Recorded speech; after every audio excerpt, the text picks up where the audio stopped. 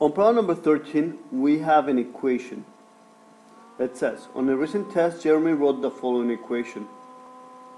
Which of the following statement is correct about the question that he wrote? So we're looking for the correct statement. We have different choices.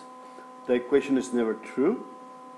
Remember, it's never true whenever the x's and y's cancel, you end up with a number like 0 is equal to 5.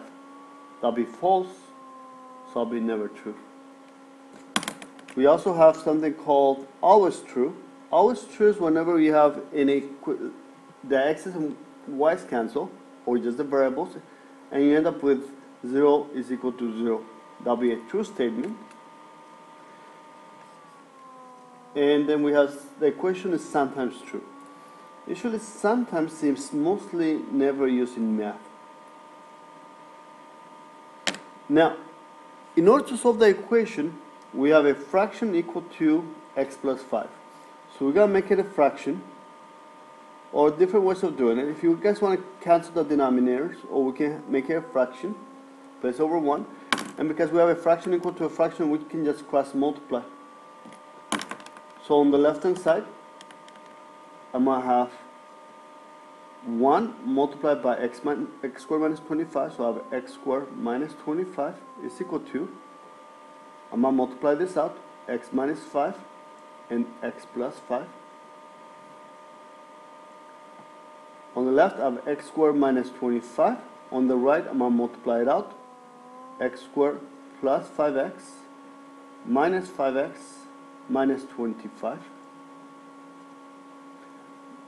The middle terms cancel, so I just have x squared minus 25 is equal to x squared minus 25.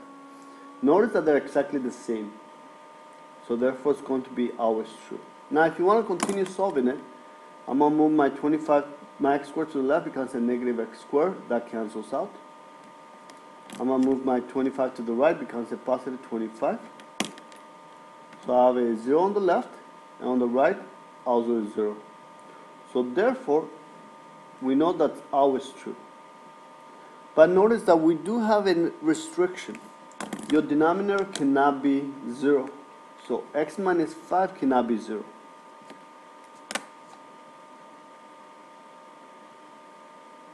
X minus 5 cannot be equal to 0, because that will make the denominator a 0, and that will be undefined. So therefore, if we move the 5 to the right, it becomes a 0. So x cannot be equal to, if you move the 5 to the right, it becomes a positive 5.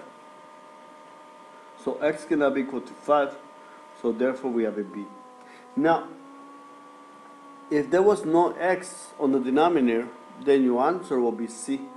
But because we do have a restriction, your answer is letter b.